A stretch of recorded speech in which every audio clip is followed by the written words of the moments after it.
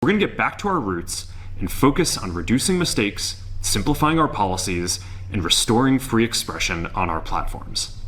More specifically, we're going to get rid of fact checkers and replace them with community notes similar to X, starting in the US. Ain't nothing changed, nothing new here to see. This ain't nothing but some political maneuvering. America! Welcome to the eulogy, eat it up. It's called political buffoonery. Hey there, everybody, and welcome to This Week in DUMBmocracy, where we showcase some of the dumbest newsmakers of the week. If there was a theme going forward from the 2024 election cycle, and indeed all the news coming out of last year, I think it's this. I think those in power, whether it be politics, in media, in social media, they're on notice now that there is a huge deficit of trust between themselves and we the people. That was the message in voting for Donald Trump and re-electing him, in my opinion. And I think the years of censoring disinformation, misinformation, the era of fact-checking, the era of shadow banning, and actively putting people in Facebook jail or suspending accounts and things like that, hopefully that's over with. And whoever gets that message going forward, they're going to have the job of trying to restore the faith in what they do, whether it be in political circles or otherwise. Which brings us to the curious case of Mark Zuckerberg, the head of Meta, Facebook and Instagram and WhatsApp and all that. He recently announced that he is going to be dismissing independent fact-checking. He's going to be changing the way people share information, leaning more on a balance towards free speech. The question now becomes, given this announcement, what to believe? Like I said, there's this deficit of trust that exists, and if Zuckerberg is truly meaning to bridge that gap, then maybe things will be okay for him and his platform. But is this genuine, or is this fugazi, as they say around my parts? It's all a fugazi. You know what a fugazi is? Oh, fugazi. It's fake. Yeah, fugazi. It's a wazi, it's a woozy, it's a fairy dust. It doesn't exist. It's never landed. It is no matter. It's not on the elemental chart. It's not fucking real. Right. All right. Stay with me. Mm-hmm. We're going to go through what the announcement actually entails, try to dig deep into it, and look at some reaction from the dinosaurs, not only in legacy media, but those who thought that everything was just fine with these so-called independent fact-checkers throttling users on social media. But before we get to all of that analysis, I'm going to ask you guys to please subscribe to the channel, hit that notification bell so you don't miss any other shows. And if you like what you're seeing here in this or any other video on the channel, you know what to do already. You're going to smash that thumbs up button, like, comment, share the show with your friends, all that really, really good stuff, because all that's going to help this channel grow thanks to the YouTube algorithm.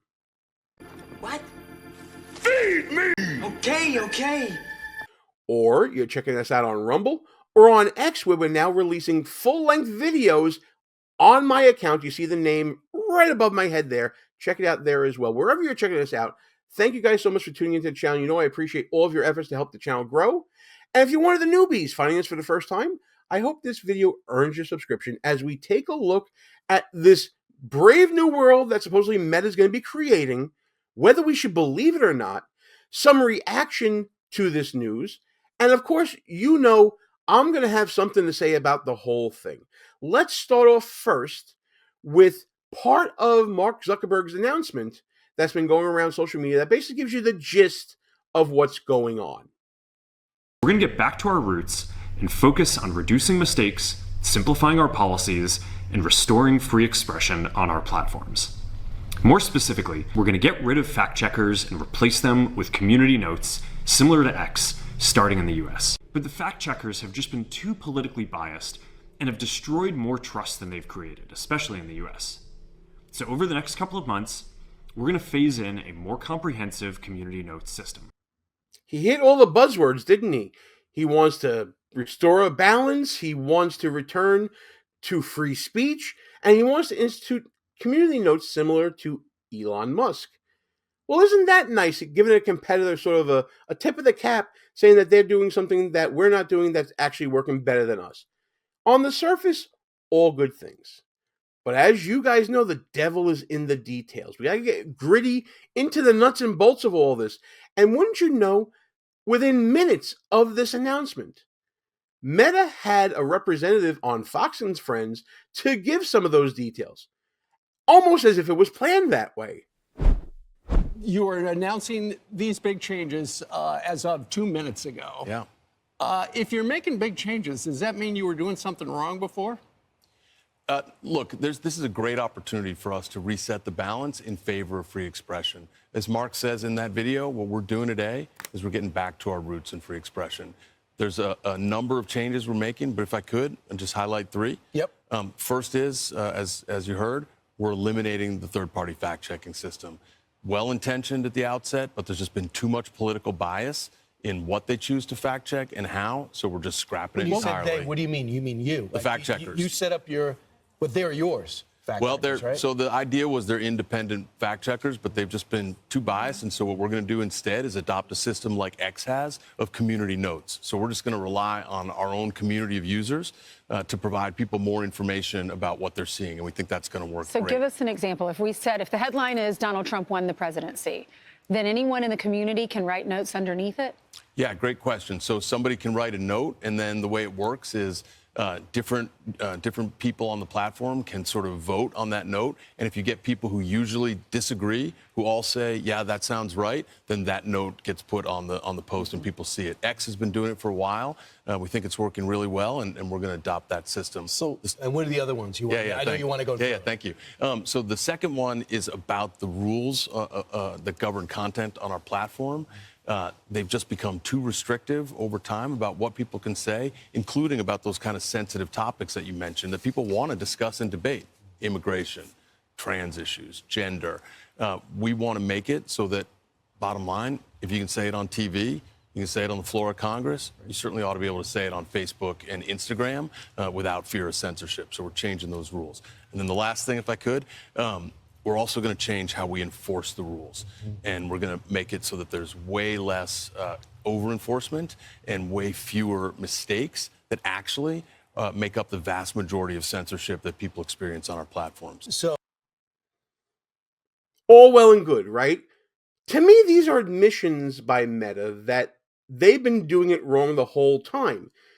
You heard the question from Steve Ducey, is this a confession of judgment, basically? I think it is. By saying that our fact checkers were too left-leaning is an admission. To say that there was over-enforcement and over-suppression of different topics is an admission. To say that too many people were in Facebook jail or punished or suspended or blocked or whatever is an admission. And that's great. It sounds like contrition, saying that we're going to try to do better. And I do have one thing I want to take issue with, and that is this idea of restoring a balance. Why is it that when you're restoring a balance that has gone too far left, the correction is only to go to the center? Why isn't it going back to the right a little bit to course correct what was going on for years and years and years? The throttling of free speech against one side over the other. It's very interesting that restoring a balance and going back to free speech is a speech-neutral position. It never goes the other way. The traffic is only flowing one way when it comes to media bias and social media bias. To me, that's a further admission that they knew what side they were taking. And I think politics heavily influenced that, or at least maybe threats from government might have influenced that as well, as we'll see later on in this video. Joel, why now? I know you said it's a change, but did you feel restricted over the last 4 years? And this is the first time it's in your business interest to express this quest for freedom? Well, there's no question that there's an opportunity here with a new president taking office, as I said, who really believes in free expression. And that's just going to give us the space to get back to those values that Mark has talked about for a long. Mark gave a big speech 6 years ago at Georgetown about free expression, about these values. Unfortunately, there's been a lot of political and societal pressure here and around the world that have pushed away from those values. We've got a real opportunity to reset, get back to them. So, Joel, another interesting admission. And this one takes us to a flashback to Mark Zuckerberg on Joe Rogan admitting that the Biden administration was coercing social media platforms like his own into acting in ways that they did not want to. It was a stunning admission. Let's see if you remember this. I mean, basically, the background here is the FBI, I think, basically came to us, some folks on our team, and was like, hey, just so you know, like, you should be on high alert. There was we thought that there was a lot of Russian propaganda in the 2016 election. We have it on notice that basically there's about to be some kind of dump of that's similar to that. So just be vigilant. So our protocol is different from Twitter's. What Twitter did is they said you can't share this at all. We didn't do that. What we do is we have, if something is reported to us as potentially misinformation, important misinformation, we also have this third-party fact-checking program because we don't want to be deciding what's true and false. And for I think it was 5 or 7 days when it was basically being determined whether it was false, the distribution on Facebook was decreased, but people were still allowed to share it. So you could still share it, you could still consume it. So when you say the distribution is decreased, it got shared. How does that work? It basically, the ranking in newsfeed was a little bit less. So fewer people saw it than would have otherwise. So it definitely... By what percentage? I don't know off the top of my head, but it's meaningful. But I mean, but basically, a lot of people were still able to share it.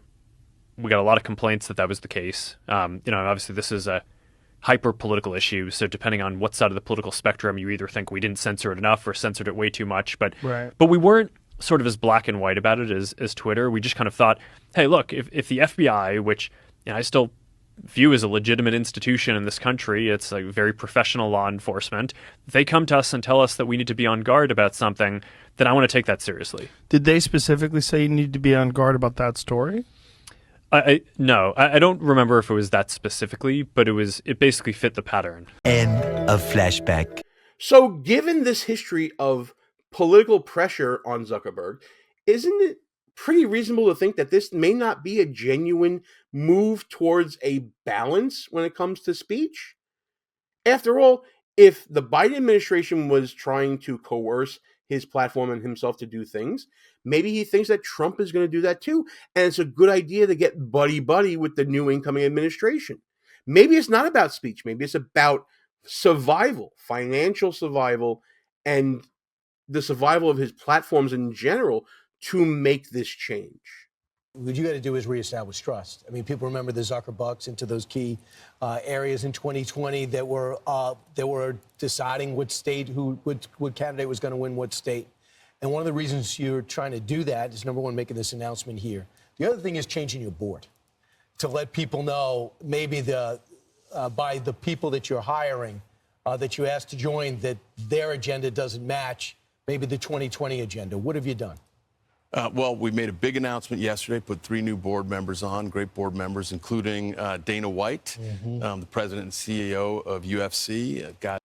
Well, isn't that convenient? One of President Trump's buddies is going on to the board of Meta. You saw him during the victory speech on election night. Dana White is joining as a director of Meta. That can only be coincidence, right? That you're having this announcement, and now you're having a friend of the president coming onto the board, all a part of this theme of balance. If you believe that, I have some talking puggles I'd like to sell you. Yeah, guy's a legend, an incredible businessman, incredible entrepreneur, marketing genius. Super excited to have him, a couple other great board members with real deep business experience that we put on the board. So those are important voices. Can you tell the audience and the world that this is not a temporary stance? And what I mean by that, is this just because you got Donald Trump in there for 4 years? Are you guys going to continue this after his presidency, or is this just a temporary thing for the moment? That, detective, is the right question. Excellent question. That's the number one question that everyone should be asking themselves about this. Now, this cannot be answered verbally, in my opinion. This corporate guy, he's going to give his best answer. He's going to hit on his themes and all that. But the only way to really answer that is to let this play out for months, years, see if they genuinely believe what they're saying, if they're going to practice what they preach. But like I said, there'll be some flowery words coming from this gentleman. This is an opportunity for us to get back to the values that Mark founded the company on. This runs deep for Mark. It's a great opportunity to rebalance and to get back to free expression. Right. When you say rebalance, historically, the big tech companies and social media companies have leaned to the left. You know that. Is this dragging it closer to the center?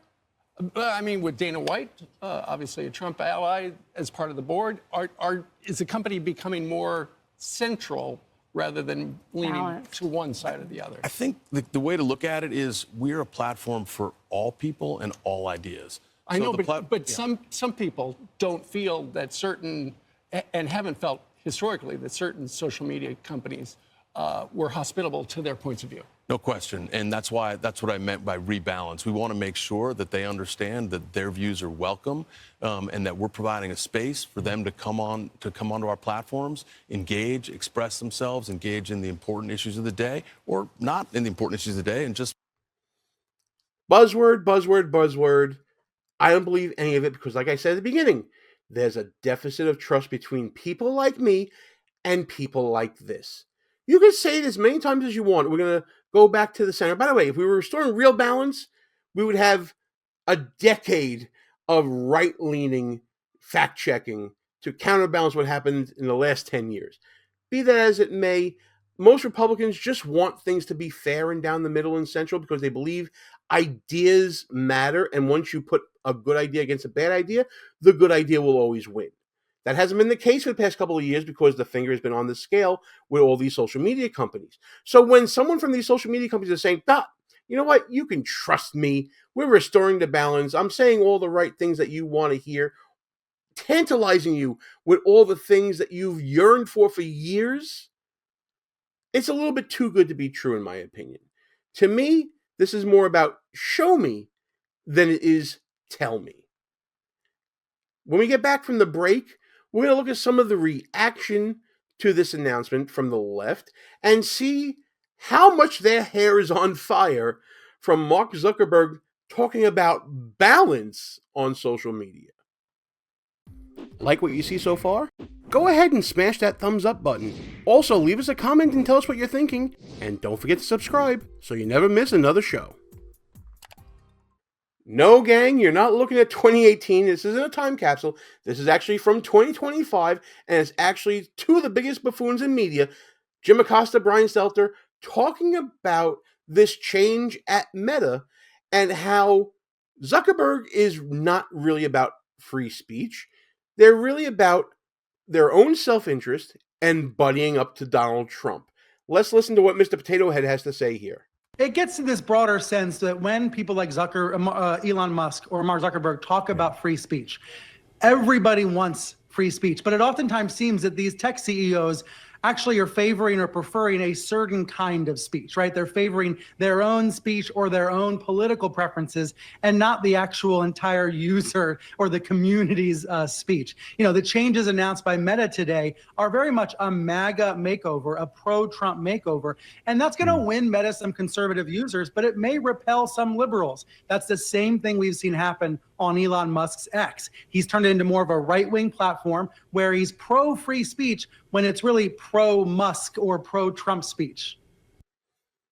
Basically, what Stelter is talking about here is he's accusing Zuckerberg of being sort of an agenda gymnast. It's a topic I talk about in my book, Schnooks, Crooks, Liars, and Scoundrels, a field guide to identifying political buffoons, available right now on Amazon, at Barnes & Noble, and other online bookstores. You can also buy it at shop.buffoonoftheweek.com. Check it out. It's a great read. It's an award-winning read. I hope you like it. This guy is a grifter. When talking about agenda gymnasts, we're talking about this idea of chasing the dragon. I want to talk about this, read a little bit about this from the book. So at some point, the agenda gymnast reaches a tipping point where either they will recognize that chasing the dragon, chasing a win at the expense of your own political credibility, your own capital, your personal capital, has clouded their internal moral compass and start rebuilding their character, or they will become so consumed by winning that their personal credibility has hit zero. And that's sort of the question we should be asking here. Is Zuckerberg recognizing that he has to stop chasing the dragon, stop chasing wins, and go back to his own personal moral code, as that gentleman on Fox and Friends was trying to communicate?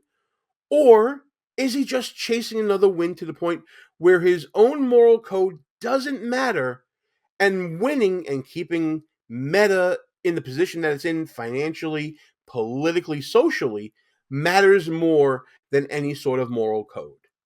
I don't have an answer to that right now, but it seems to be the wavelength that Stelter is thinking about here. And again, we're only going to know the answer to this as time goes on. There were, however, more unhinged reactions to what is going on with Meta, including, of course, perennial buffoon from MSDNC, Joy Reid. Why would conservatives think fact-checking is biased against them? I mean, what are you sharing if you keep getting fact-checked for false information? Think about it. What were conservatives sharing on Meta that was getting flagged so much? Are they spreading false information? And why were they so eager? And why are Republicans in general so eager to end the idea of fact-checking? What are they trying to share? What is the motivation for not wanting it to be fact-checked?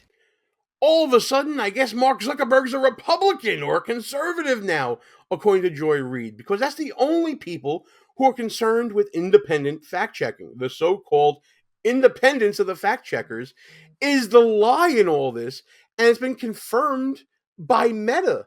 It's been confirmed by Zuckerberg. It's been confirmed by his people. These independent fact-checkers were nothing of the sort. They're not independent. So I guess Joy Reid sees this as a vast right-wing conspiracy to mask truth about something.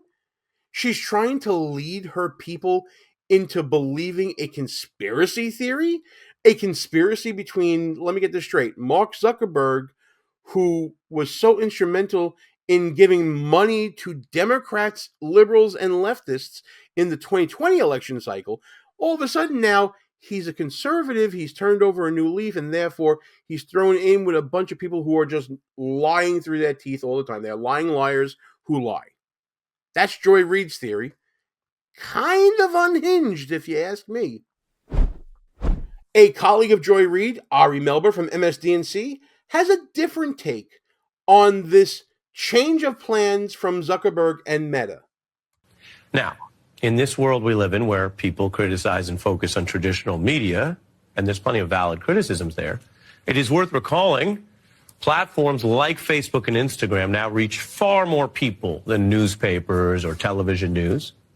Zuckerberg is shifting towards less fact-checking on these platforms that already have less fact-checking. They have less reliable info than, say, news outlets, which do try to get the facts and evidence first and then only report what they can confirm. It's really quite the opposite online. Zuckerberg's announcement does note this trade-off. I want you to listen to this. You'll hear him in his own words. He basically says that there's more, quote, bad stuff that will be posted on Facebook, that will be out there for you and your family to see and internalize and get into your brain and all that sort of question of the diet of information you have. There will be more bad stuff, he says, but that's the cost of erring on the side of not having other posts wrongly taken down. The reality is that this is a trade-off. It means we're going to catch less bad stuff, but we'll also reduce the number of innocent people's posts and accounts that we accidentally take down. We're going to work with President Trump to push back on governments around the world that are going after American companies and pushing to censor more. There you have it. That's Zuckerberg's pitch. Well, that's one way of looking at it. What's the other way? A couple of points you got to bring out from this. First one being legacy media hates social media. They hate it because they have this superiority complex. They hate it because, as Melber said, more people rely on social media than they do legacy media. I mean, just look at the headline from the New York Times in response to what Zuckerberg announced. It's absolutely crazy. The headline reads, Meta says fact checkers were the problem. Fact checkers rule that false. I mean, has there ever been a less self-aware headline in the history of media?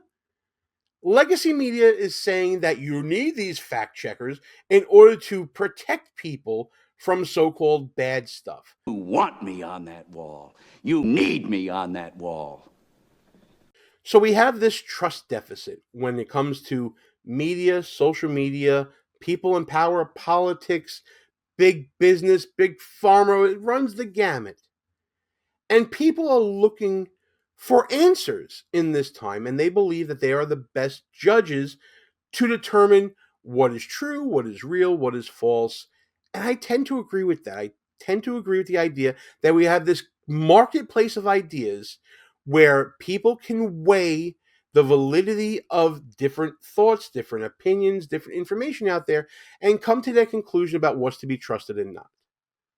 Now, does Mark Zuckerberg think the same way here? I can't tell you that. I honestly don't know. His history tells me not to trust him. His history of screwing partners out of, his business that we saw in the movie. What was the name of the movie? The Social Network or whatever it was. You issued 24 million new shares of stock. You were told that if new investors came along... How much were your shares diluted? How much were his? What was Mr. Zuckerberg's ownership share diluted down to?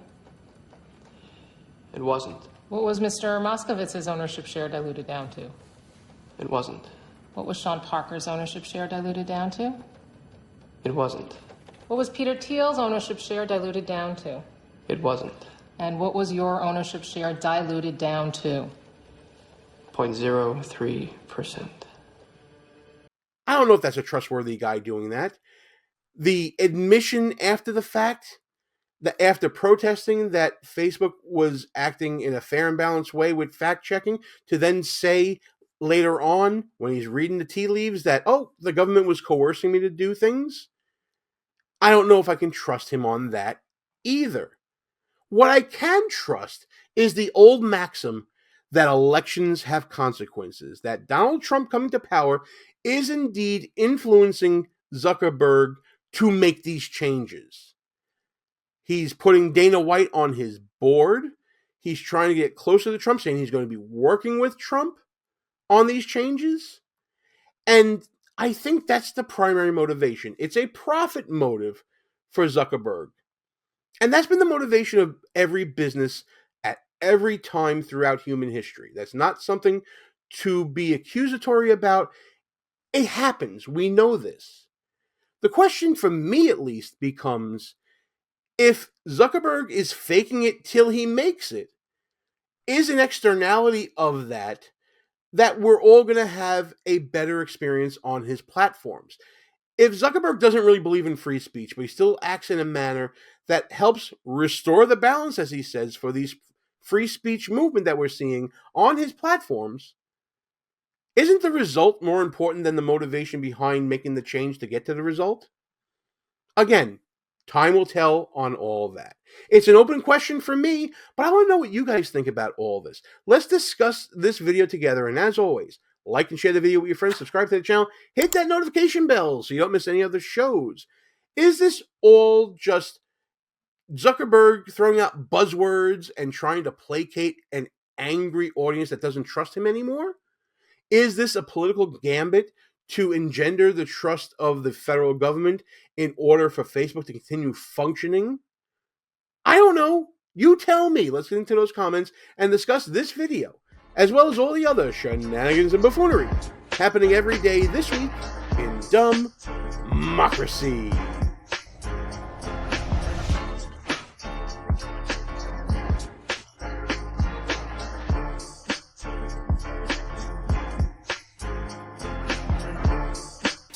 All views and opinions expressed here are not necessarily of the mainstream media and may offend some listeners.